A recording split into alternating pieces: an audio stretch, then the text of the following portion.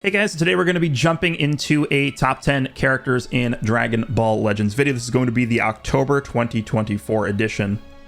Most recent character to come out is Ultra Turles, who I have in the background here.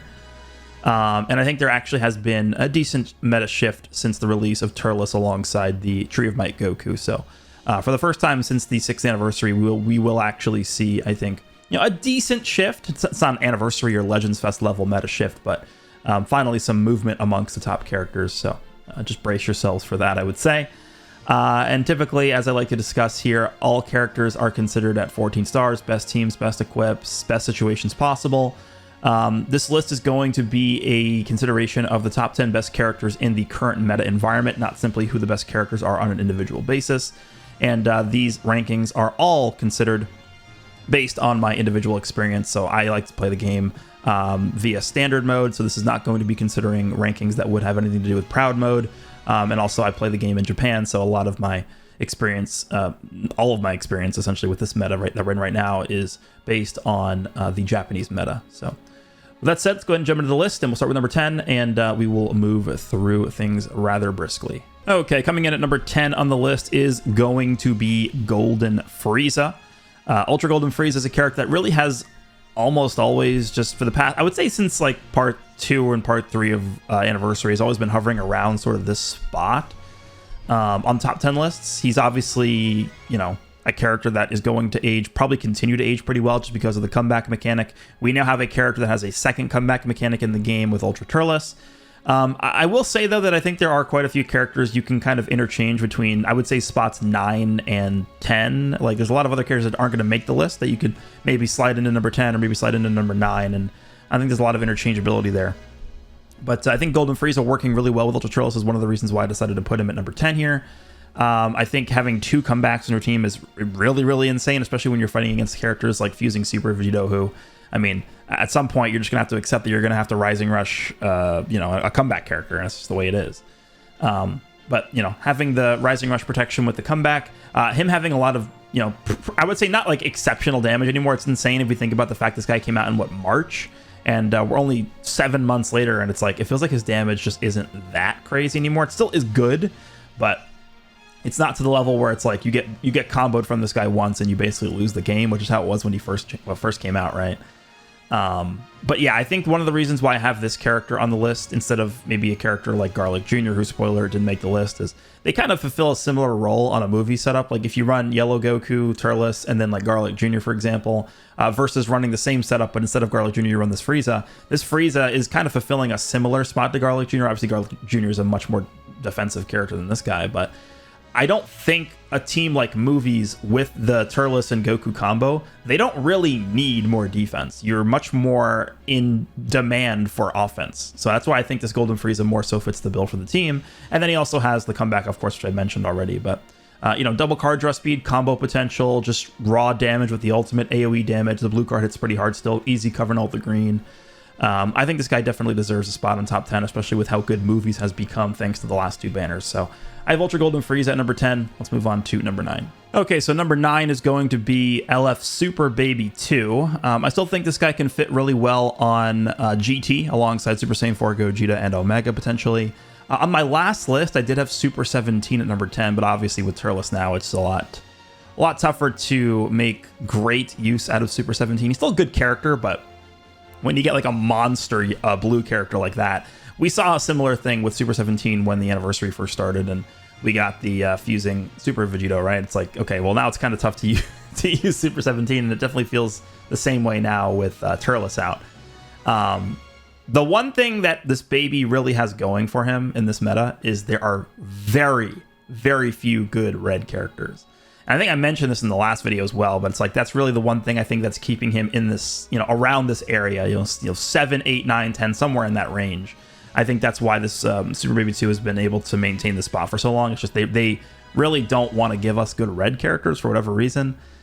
We ended up getting 0, right? Yeah, we got 0 reds during the anniversary, and then they gave us Broly, who was basically a worthless character. Unfortunately, people don't like to hear it, but that's just the reality of the situation. And Super Baby 2, because of that, is in a very good spot. Like the The character that this guy is most scared of, that's a red character, is Super 17, right? And that's, I guess, the same thing you could say about every yellow character in the game, because that's the best red right now. It came out in January. Like, what are we doing here? So I think that's why he's so far up on this list and why I feel comfortable with him being here. This guy's not really going to be seeing a ton of unfavorable matchups. I think a lot of times the reason why this guy has not, been seen as super great is because this guy is very weak to characters that do high burst damage. And what I mean by that is characters that do a lot of damage in 1 or 2 cards, as opposed to characters that do long combos and sort of whittle you down over a long period of time. And because of the way this baby's gauge works, where he takes, 2 or 3 cards, depending on what cards he takes to fill his gauge all the way up, that is what's going to determine how good this character is. And I think right now we are in a meta where we're shying away from the meta where, characters are just killing other characters in like 1 or 2 cards. And we're shifting now to a meta where characters are doing lots of combos and it's taking a long time to kill the opponent. And for that reason, I think the gauge on this character actually is still pretty effective. We'll continue to keep our eye on, see how, good this gauge is going to age. But for now, I think I'm pretty comfortable with him being at number 9 on this list. And it's, again, mostly just because the gauge is still pretty effective and there's just like no good reds right now. So Super Baby 2 at number 9. Let's move on to number 8. Number 8 is going to be Sparking Evil Boo. I don't think this character was like really badly hurt by these last 2 releases with Goku and Turles. You will probably look at the fact that Turles is blue and be like, oh, this guy should be higher or whatever. But here's my reasoning behind why I didn't put this guy higher on here. And it is because I think the movies team right now is probably just, strictly speaking, a better version of Majin Buu Saga.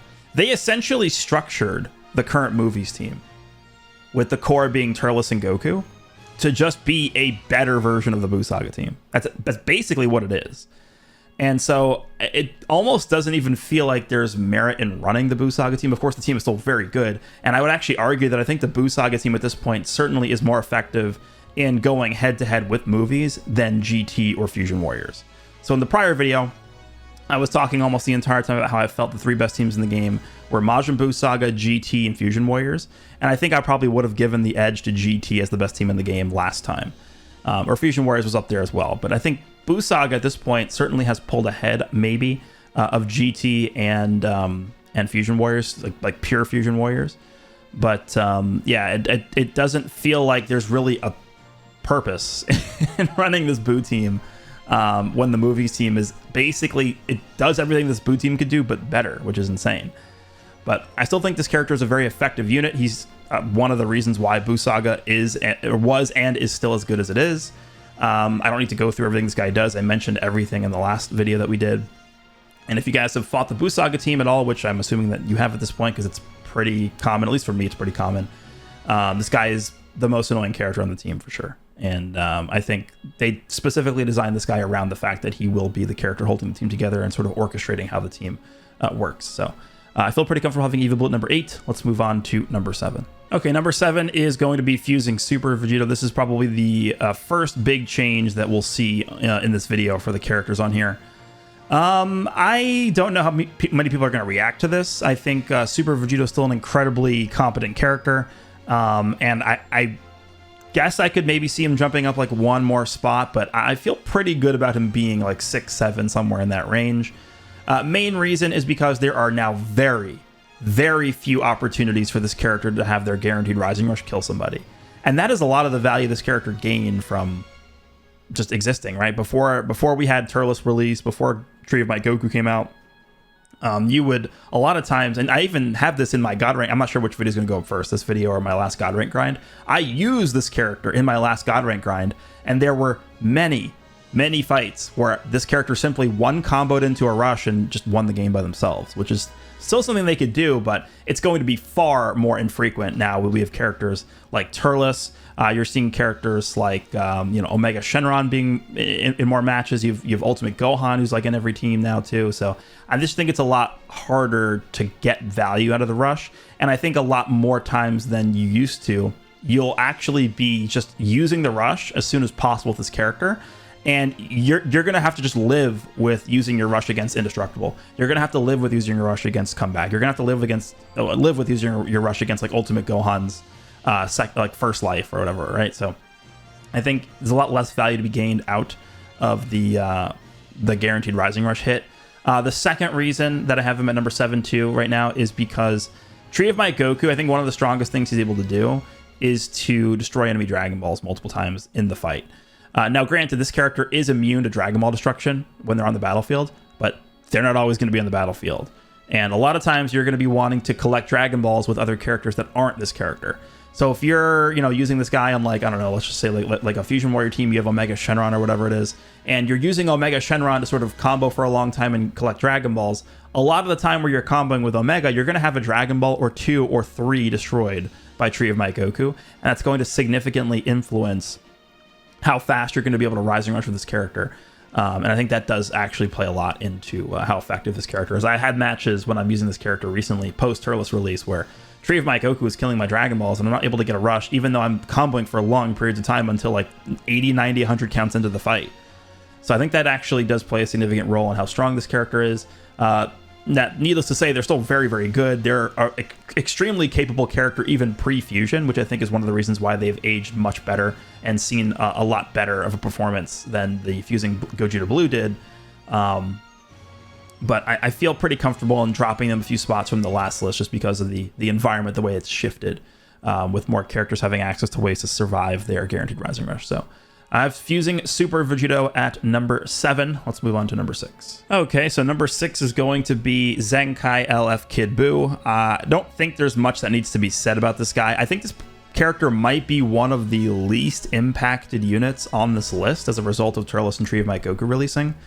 I don't really feel like he's gotten affected too much by their releases, right? It's just the Buu Saga team, again, like I said with Evil Buu, I feel like it's just probably a little bit of a worse team than movies, and even though they're trying to accomplish the same thing, they're both like attrition style teams where you're not like one-shotting people with Super Saiyan 4 Gogeta's Ultimate or anything like that. You're just kind of, slowly whittling the opponent down while having incredible bulk, while having disrupts and key reduction and stuff like that, Dragon Ball destruction, whatever, Rising Rush protection. And I feel like the Majin Buu Saga and the movies teams are kind of aligned in that way.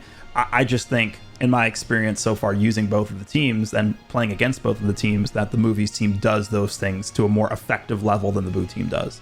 So that's why I have Kid Buu here. I think he's still a very effective character, works really well in the Buu team still, could work really well in Regen, powerful opponent. It's just a character you really don't have any downside to just putting on whatever team he fits on. And I feel pretty fine with him being at 6. I think, he might have moved down like a spot or two from my last list just because I think there's now just better characters in the game. So I don't think there's anything else that needs to be said about this guy. Still the same menace that he was in the prior meta, but just we have better teams now. So Kid Buu number 6. Let's move on to the next spot. Okay, so this is, I think, the first time I've ever had a 3-way shared spot on one of my top 10 lists. And for spots 3, 4, and 5, I'm going to have a shared spot between Ultra Super Saiyan 4 Gogeta, Omega Shenron, and Ultimate Gohan. I think in this meta right now, you could have any of these characters in any of these spots, and I think that would be completely fine. Again, remember what I said at the beginning of this video. I think many people are going to be upset about Gogeta being in this spot here. This is not a list that is based on individual performance. This is a list that's entirely based on the performance of these characters in the current meta. I think you'd be very hard-pressed to find a better individual character than Super Saiyan 4 Gogeta. He essentially does everything. I mean, there's almost no argument for him being number 1 in the game overall individually. But when we're considering the teams, how well he performs against the other best characters, right now, this is where I see him, and this is where I see Omega, and this is where I see Ultimate Gohan. I kind of feel they're all on an even playing field. Initially, I actually will be completely transparent about this. I did actually have Ultimate Gohan at 3, and this initially was a shared spot between Omega and Gogeta. I thought about it some more, and I played some more matches. I, had some more experience before I finalized the rankings here. I kind of do a rough draft of my top 10, and then I, leave it for a day, have some more experience for like another day or two, and then I come back to it and see if I want to change it. That's typically how I do these lists. And I did make the decision to move Ultimate Gohan into the same spot as these characters because I just felt there wasn't a strong enough argument for Gohan to be separated from these characters, because I think he kind of fulfills a similar role to both these units right now. Now, I'm not saying Gogeta and Omega and Ultimate Gohan all have the same role. I kind of feel the role between Omega and Gohan can kind of be similar, but Gogeta being like a powerhouse and one-shotting people with no thought whatsoever, you AoE green someone into an ultimate and they can't do anything and you win the game off of that. That's not really so common anymore. You can't really do that anymore against the best team in the game, which is movies of Turles and Goku, the Tree of Might Goku. So I feel comfortable having Gogeta here. He's still individually incredibly good. And I think defensively, he still holds up decently well. The only problem with that is specifically against Tree of Might Goku. He can get bullied a little bit with the health restoration debuff. He can get bullied a bit when Gogeta either goes for an AoE green to lock him in, or when Tree of Might Goku pops his unique gauge to lock him in, because whenever Tree of Might Goku gets locked in, he reduces the opponent's ki by 100 and seals Rising Rush, so you can't even rush him. So I think they did a good job at giving Tree of Might Goku the counter potential to Gogeta that they did, without completely wiping Gogeta off the face of the earth like how they did with Super Vegito, for example, with Cooler. So Gogeta is still strong enough of a character to sort of overcome that counter potential that Tree of Might Goku has, while not, being still undisputed best character in the game. Omega Shenron, I think, definitely has gained some value since the release of Turles, just because of the fact that Turles is blue, right? Turles still has things like type neutral blue and stuff in his back pocket, but Omega can hang in there. Omega is still a very effective character in all respects. I don't really think my rankings of Omega in particular have really changed too much since the last list. He kind of always has been hovering around this spot. And then for Gohan, I think Gohan actually is a really strong character. And the reason why I initially had Gohan higher than these other characters is because I think the iteration of quote-unquote movies that I think probably is just the #1 version of the team that I'll see aging the best and performing the best right now is Goku and Turles, movies core, and then you throw Ultimate Gohan on the leader slot for the team. That's the team that I think is probably the best right now.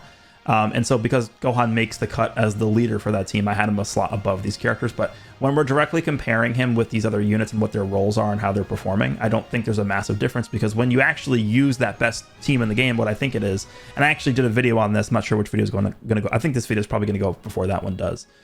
I found that I don't really use Ultimate Gohan a ton on that team. He's just kind of there as like a throw-in third character. Of course, he has access to the Vanish removal. Of course, he has access to the, just like almost limitless supply of green and blue cards. He has his gauge, which can act as a disrupt. He has the endurance that removes buff effects, stuff like that. But I mean, Omega, is he really that different from Omega? I don't know. I think Omega has value in other areas too. He gets Dragon Balls much faster. He has the Indestructible, which is just a better version of Gohan's like uncancelable endurance.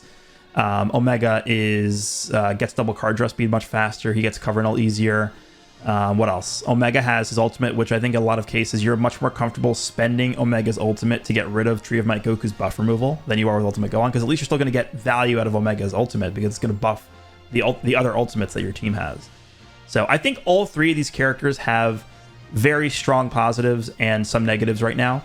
And the reason why they're all below the top two characters, which I'm about to talk about, which I've been talking about the whole video, which is Tree of Might Goku and Turles, is because those two consist of the best team in the game, which is a movie's core plus whatever you want to throw in leaders. So I feel pretty confident with having these three share a spot, even though it is the first time I've ever had this happen in my video. I think it is the correct decision. Okay, so number 2 is going to be LF Tree of Might Goku. I think I made a comment in my last list. I think this guy was like number 5 or number 6 on my list prior to this one. And I think I was like, I think they should have made this guy a little bit better, but I still think he's good enough or something like that.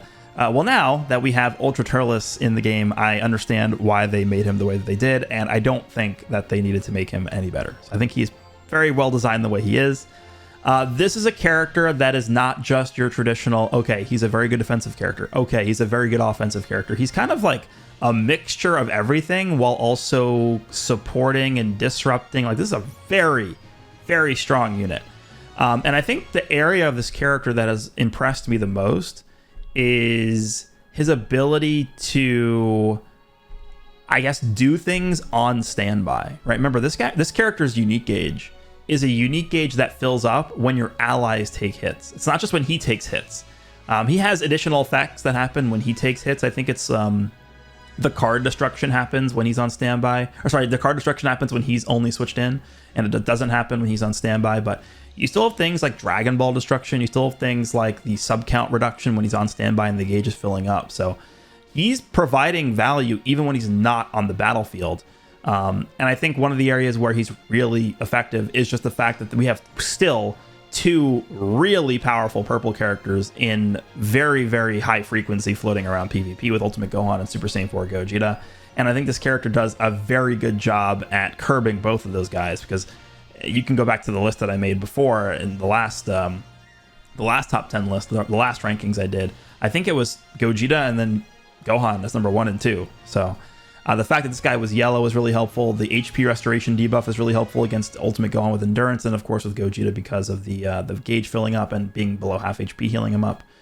The fact that he has specific mechanics that activate when he's locked in goes really well against Super Saiyan 4 Gogeta. And just overall the partnership that this guy does have with Turles being yellow and blue. I mean, they clearly were looking at this character's performance with Turles when they were designing him, and we now understand why they made him feel a little bit kind of like not super oppressive by himself, is because you're supposed to pair him with Turles and then things get insane. But I've been making this comment throughout the video. It does sort of feel like this iteration of the movies team with this Goku plus Turles. It does feel like it is just a better version of Buu Saga, and we all know how good Buu Saga is. There's just so much defensive utility on this team. There's so much disrupt, and I think the fact that there, again, the same comment I made with Super Baby 2, the fact that there really are no super dominant red characters also makes a massive difference in this character's rankings. I mean, you almost never, like, what red characters are you fighting? Fusion Zamasu? You don't really see him too much anymore, honestly. Broly's a non-factor. Super 17 you see every once in a while, but yeah, you just throw Turles out there and he's pretty much a non-factor as well. So we are really just waiting for a massive red character to come out. You know, I made this comment, I think in a different video. This meta right now is kind of primed for essentially what I would say just a modern Super 17 release. Like, if they release Super 17 right now with a modern kit, a post 6th anniversary level, like monstrously offensive based kit, that would shake things up a lot, even though Turles is blue. But overall, I do feel very confident having this Goku in the second position here on this list. His green card is incredibly powerful. The healing is insane. The card destruction, like, this character is really, really good. The vanish restoration, all the things he's doing, type neutral defensively, like, I don't know. I just don't see any area where this character has like major issues. The one thing I would say about him is his equipment options are kind of limited. And I've had some difficulty in deciding which equipment I think best suit him for, you know, the movies build. And a lot of times you're not even running a full movies team. I think I prefer like Ultimate Gohan and leader slot on the setup or something like that too, which could even further limit his equipment options. But overall, very happy with the release here. I think they did a really good job. This is like the first major meta-defining character we've seen since the anniversary.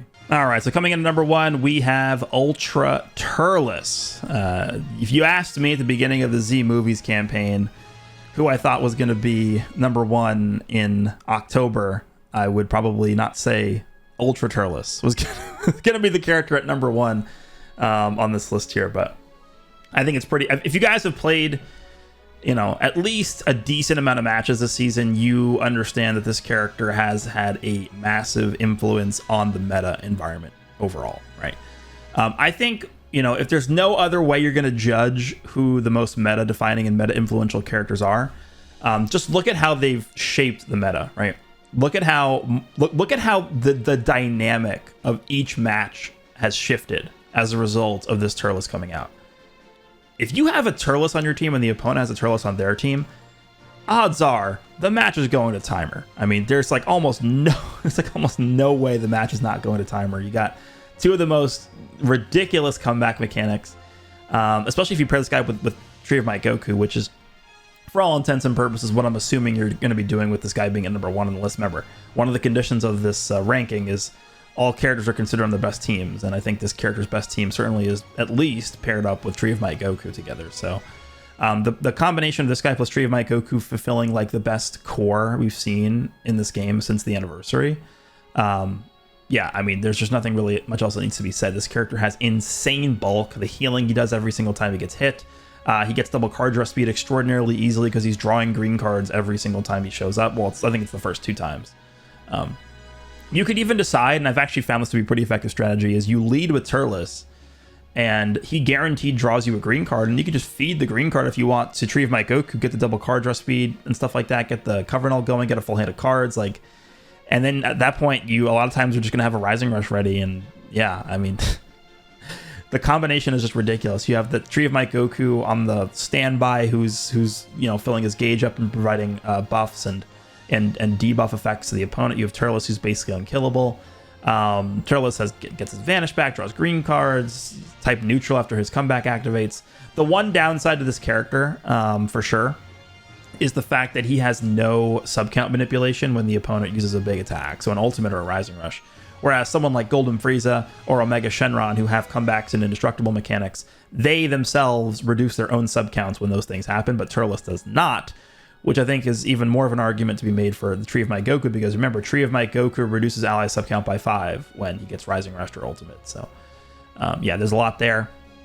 Turles has type neutral blue cards with his gauge filled up. He gets very easy access to cover null. He has Q reduction. I mean, the list just keeps going on and on forever. And I think that I'm just extraordinarily comfortable with having this guy at number 1. Again, just the influence this character has had on the dynamic of every single fight, to me, is enough to put him at number 1 here. So, I'm going to have Ultra Turles being at number 1. I don't think he's an overly oppressive character.